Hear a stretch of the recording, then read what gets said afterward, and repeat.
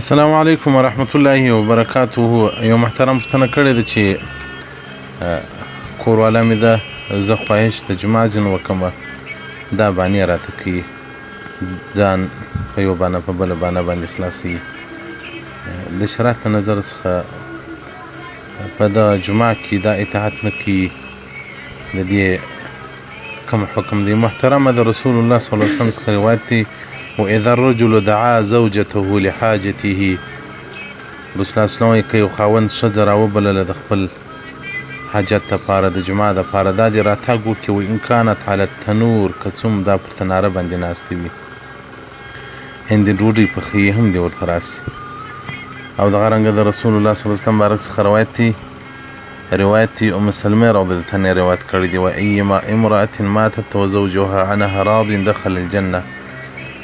هر هغه ښځه چې مړه سي او خاوند یې راضي، جنت ته به ننوځي. نو که ښځه مریضه نه وي، ځان اچي، په دې کې غاړې بندېږي، باید د خاوند اطاعت وکړي په جمعه کې. او که مریضه وه، بیا دې نو خاوند صبر وکړي. حدیث رقم 1160 صفحه 453 ترمذي جلد 2. نو محترمه په دې کې باید ښځه په نر کې جنت پیدا کړي، نر په ښځه کې جنت پیدا کړي. او دغه رنګ د ابوهریره څخه روایت دی چې رسول الله صلی الله علیه وسلم وایي: اکمل المؤمنین ایمانا احسنهم خلقا. کامل مؤمن هغه دی چې اخلاق یې ښه وي.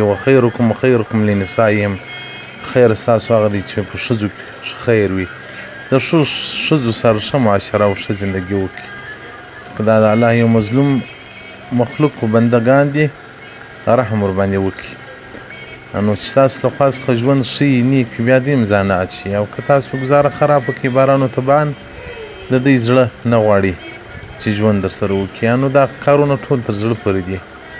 نو د ښځو زړونه خوشحاله کړي په اطاعت په عبادت کې، نه په ناروا کې. اوس خو له بده مرغه خلک په ناروا کې د ښځو خواهشات ورپوره کوي.